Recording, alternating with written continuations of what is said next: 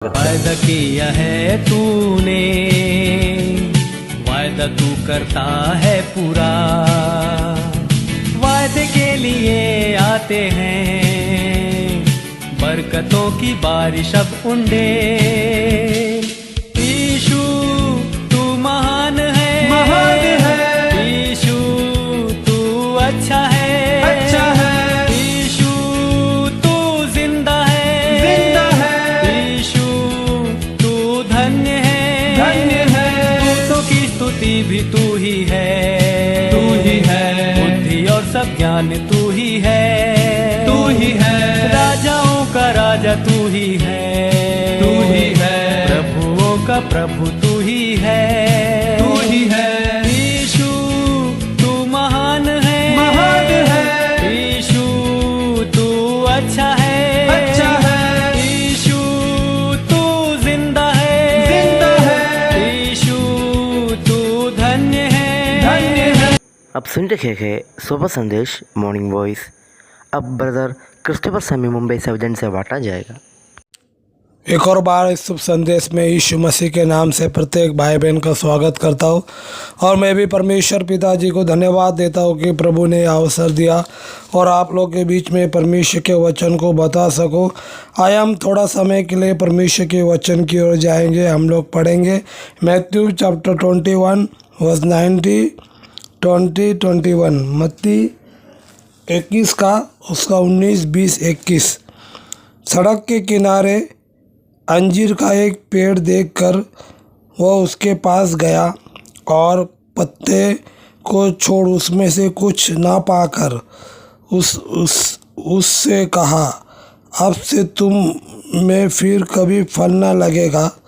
और अंजीर का पेड़ तुरंत सूख गया। यह देखकर चेलों को अचंभा हुआ और उन्होंने कहा, यह अंजीर का पेड़ तुरंत कैसे सूख गया? यीशु ने उनको उत्तर दिया, मैं तुमसे सच कहता हूँ, यदि तुम विश्वास रखो और संदेह ना करो, ना केवल वो करोगे जो इस अंजीर के पेड़ से किया गया, परंतु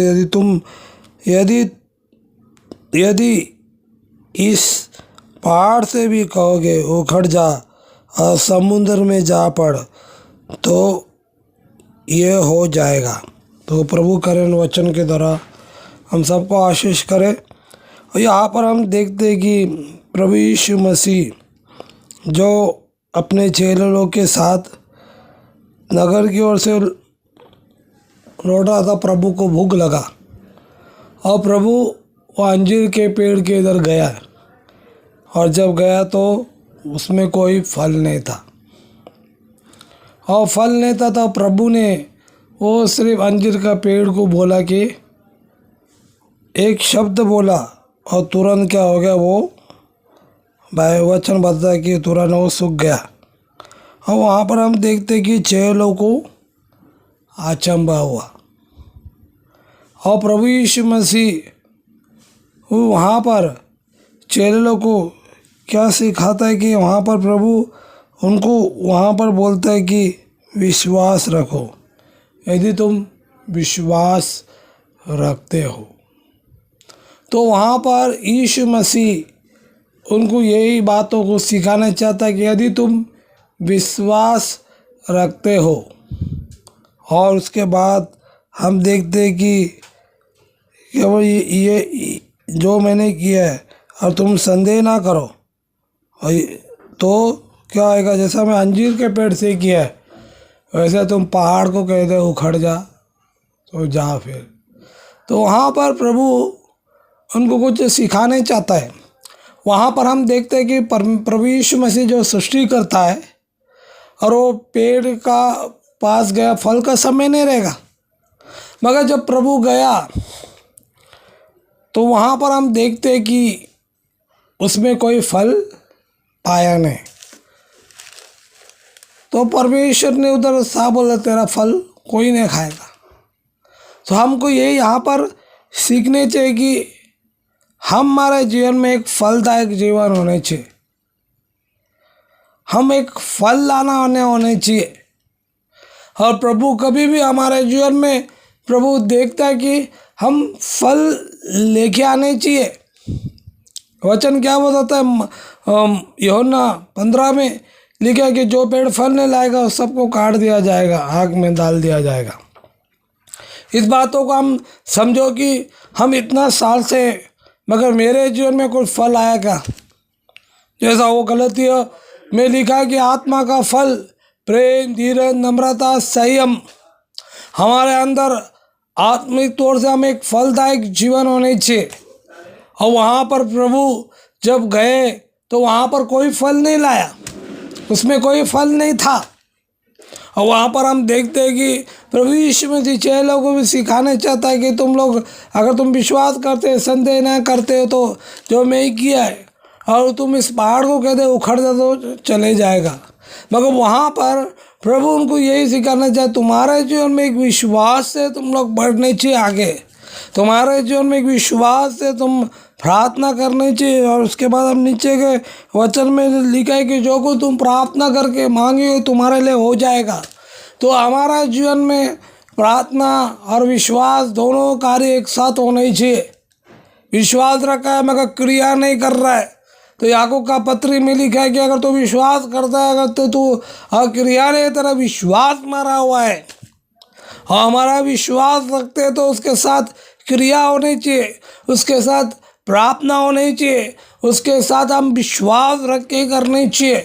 और यहाँ पर प्रभु यीशु मसीह साफ बोलता है कि यहाँ पर जब प्रभु उधर गए, प्रभु को भूख लगा, प्रभु भी इस संसार में थे, उनको भी भूख होता, उनको भी डर था, मगर 100% परमेश्वर था, 100% मनुष्य था, मगर 19 पाप था, उसके अंदर कोई पाप नहीं था। और वहाँ पर प्रभु क्यों बोले? प्रभु यहाँ पर हम देखते हैं कि जब प्रभु हमको देखता है, हमको आता है, वो कौन सा ही महीना हो, प्रभु हमारे जीवन में एक फलदायक चाहता है, हम एक फल लेके आने वाला होने चाहिए। तो यहाँ पर भी हम देखते हैं कि और वो बोला तेरा हाथ से तेरा पेड़ कोई नहीं खाएगा, और उसका तुरंत वो सूख गया। और परमेश्वर भी हमसे चाहता है कि हमारे जीवन में हम फलदायक होने चाहिए, हमारे जीवन में हम एक फल लाने चाहिए, फल लेके आने चाहिए। और प्रभु हमारा को कभी भी देखने के समय और हमारे को ऐसा बिना फल का नहीं होने चाहिए। और यहाँ पर उसके बाद प्रभु उनको उधर से हम देखते हैं कि प्रभु उनको सिखा, तुम विश्वास करते, संदेह ना करो। तो पहाड़ को कहते हैं उखड़ जा तो उखड़ निकल जाएगा। पहाड़ मतलब पहाड़ को प्रभु नहीं बताना चाहते।